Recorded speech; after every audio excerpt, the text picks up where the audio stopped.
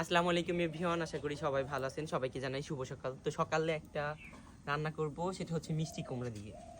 মাত্র একটা ডিম দিয়ে এতটুকু মিষ্টি কুমড়া রান্না করব, খুবই ইউনিকভাবে। জানি না কেউ এরকমভাবে খাইছো নি কি কখনো, তবে দেখতে থাকো। তো প্রথমে হচ্ছে মিষ্টি কুমড়া ছুলে নিতেছি আমি। মিষ্টি কুমড়া চোচা ছাড়ানো হয়ে গেছে, এখন খন্ড খন্ড করে কেটে নিব, পিস পিস একদম ছোট ছোট করে কাটবো। এই তো আমার মিষ্টি কুমড়া কাটা শেষ, এখন সুন্দরভাবে ধুয়ে নিব।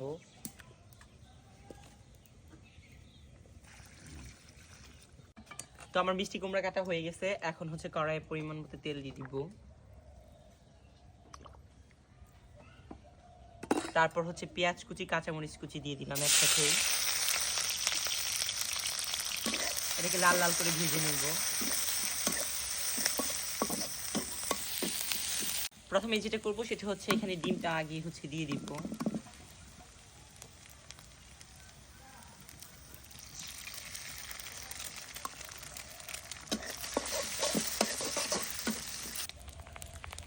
এখন হচ্ছে আমি একটা তেজপাতা আর দুইটা দারচিনি আর একটা এলাচ দিয়ে দিলাম। এখন আমি সব ধরনের বাটা মশলাও দিয়ে দিব। এই তো আদা বাটা দিয়ে দিলাম, অল্প পরিমাণে জিরা বাটা, রসুন বাটা, হালকা একটু পানি দিয়ে দিচ্ছি।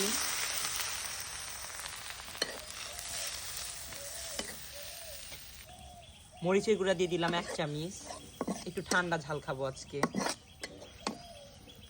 ধনিয়ার গুঁড়া 1 চামচ। এখন হলুদের গুঁড়া দিয়ে দিব।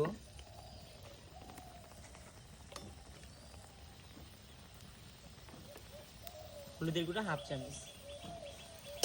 ভালোভাবে এখন মশলাটা হচ্ছে কষিয়ে নিব। এই তো পরিমাণ মতো লবণটা দিয়ে দিলাম।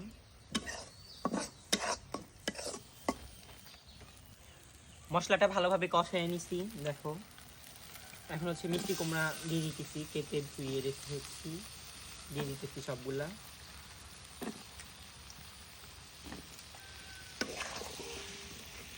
মিষ্টি কুমড়াটা ভালোভাবে কষাতে হবে আমাকে। মিষ্টি কুমড়াটা এখন ঢেকে দিব। এই তো মিষ্টি কুমড়া রান্নাটা হচ্ছে আমি ঢেকে দিছি কুমড়োটা সিদ্ধ হওয়ার জন্য। আর এই পাশে হচ্ছে আমি ধুইরা মাছ নিছি, ভাজি করব। মাছ ভাজির মধ্যে শুধু নুন হলুদ আর হচ্ছে লঙ্কার গুঁড়া দিয়ে দিচ্ছি।